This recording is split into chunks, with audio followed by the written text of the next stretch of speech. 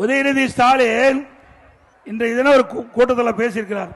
திமுக இளைஞரணி நிர்வாகிகள சந்திப்பு கூட்டத்தில் பேசியிருக்கிறார். அவர் பேசும்போது நான் எடப்பாடி பழனிசாமி முரட்டு அடிமையா, யார் பாரதிய ஜனதா முரட்டு அடிமையா, முரட்டு அடிமைன்னு எங்காச்சும் கண்டிருக்கிறீங்களா? புதுசா கண்டுபிடிச்சிருக்கார். அவருக்கு டாக்டர் பட்டம் கொடுத்துடலாம், உதயநிதிக்கு டாக்டர் பட்டம் கொடுத்துடலாம்.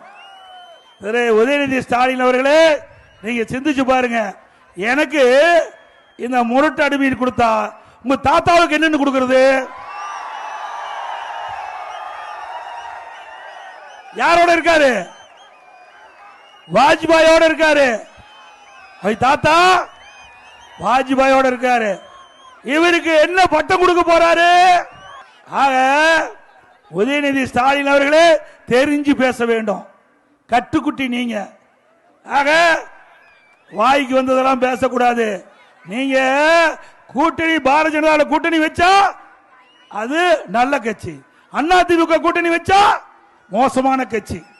ஏங்க அரசியல்ல ஒவ்வொரு தேர்தல் வருகின்ற பொழுது அந்த வாக்குகள் சிந்தாம சிதறாம கூட்டணி அமைச்சு வேட்பாளர் நிறுத்தி வெற்றி பெறுவது எல்லா கட்சியிலும் இருக்குது. இப்ப அதிமுக கட்சியில யாரெல்லாம் கூட்டணி வச்சாங்களோ அவைதான் திமுக கட்சியில இப்போ கூட்டணி இருக்கிறாங்க. திமுக கட்சியில யாரெல்லாம் கூட்டணி அங்க வச்சாங்களோ அதுதான் அதிமுக இருக்கிறாங்க. ஆக தேர்தலுக்கு தேர்தல் மாறுபடும். அதை வைத்துக் கொண்டு இன்றைய தினம் உதயநிதி ஸ்டாலின் பேசுறார். ஆகவே நான் முரட்டு அடிமை இல்லை அப்படின்னா உங்க தாத்தா முரட்டு அடிமையா? ஏன்னா தாத்தா பேச முடியாது, அதனால என்ன குறிப்பிட்டு தாத்தா பேசியிருக்கார்.